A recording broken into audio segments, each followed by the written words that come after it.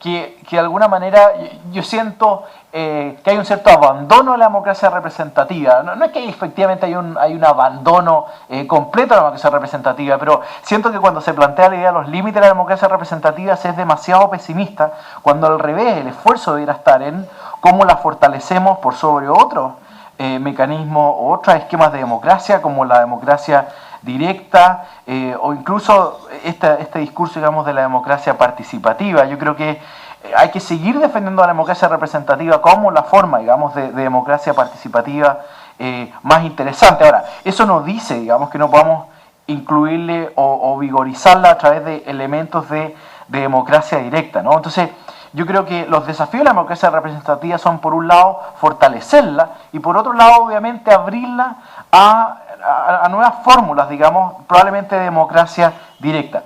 Y en el primer sentido de cómo podemos fortalecer la democracia directa, y aquí de representativa, y aquí estoy pensando de nuevo en líneas de investigación posibles para el CEDEM, tiene que ver con, bueno, cómo podemos fortalecer los partidos políticos, ¿no? Eso es bien interesante. Todos hemos visto las encuestas La Pop o Latinobarómetro, cómo han ido cayendo el prestigio de los partidos políticos. Y aquí quiero ser el más autocrítico de todo. La popularidad del Congreso y los partidos políticos chilenos ha caído a niveles realmente dramáticos, mucho mayores probablemente los que están enfrentando en sus propios países. Y una manera de hacer frente a eso entonces tiene que ver con pensar entonces los partidos políticos y pensarlo en términos ciudadanos, ¿no? O sea, en términos de transparencia, en términos de accountability, en términos de democracia interna, que es probablemente lo que les pasa. Nosotros ahora estamos discutiendo, por ejemplo, una ley de primaria, y la ley de primarias va a salir sin algo elemental, ¿no? Que es que los militantes tengan mucho que decir en las primarias, pero bueno, el sistema político no se está metiendo en eso. Obviamente hay también debates en materia de financiamiento, pero a los partidos, digamos, les tenemos que poner ciertos estándares mucho mayores que probablemente en el resto de las instituciones públicas lo hemos hecho. ¿Por qué los partidos políticos no?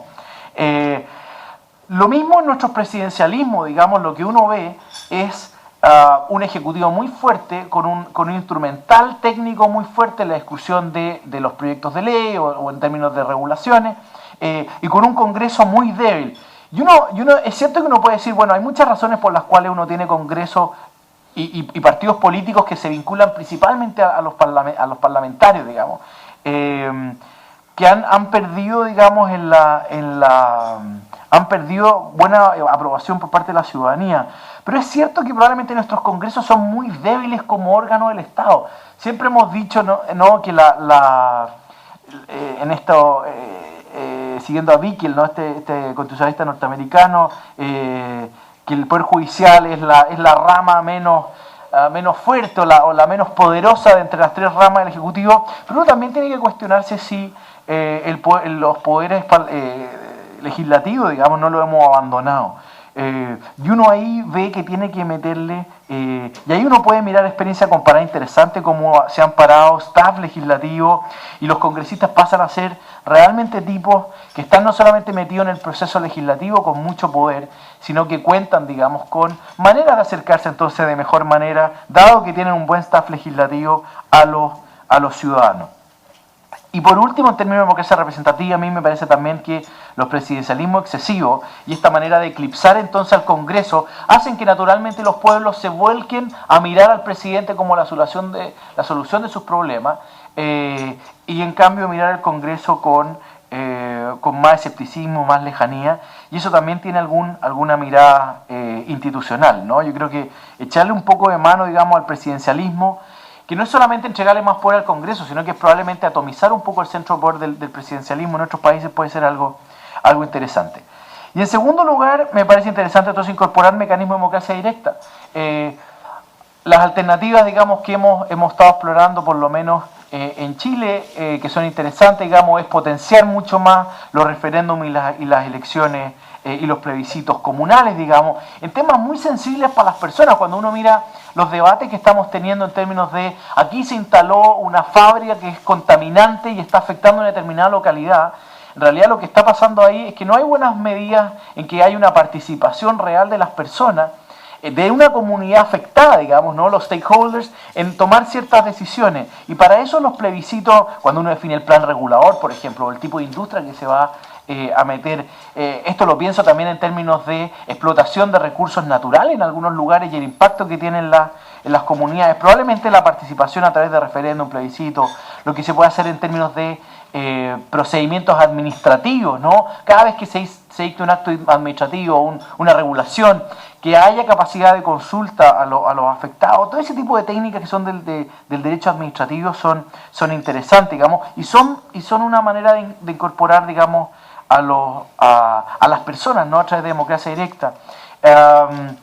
Las opciones de ley, digamos, la iniciativa de ley que le podamos entregar a las personas, en fin, son todos estos mecanismos de democracia directa que uno puede, digamos, meterle a la democracia representativa para tratar de vigorizarla, pero no con el ánimo, digamos, de dejar de lado la democracia representativa, sino que con el ánimo de vigorizarla.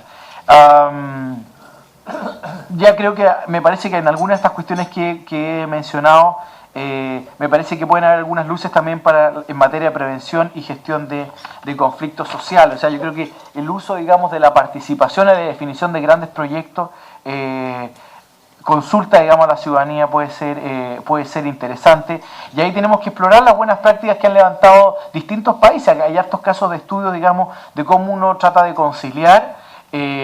Los norteamericanos, por ejemplo, tienen una gran ley de procedimiento administrativo en que trata de conciliar, digamos, estas distintas visiones que están en juego, y todas las regulaciones que se sacan adelante, que tienen impacto en las comunidades, en términos amplios. No solamente pensemos en comunidades, digamos, de pueblos originarios, sino que en el mayor sentido del mundo, digamos, uno va incorporando esas visiones, y hay consultas previas, los reguladores tienen que conversar con los stakeholders, en fin.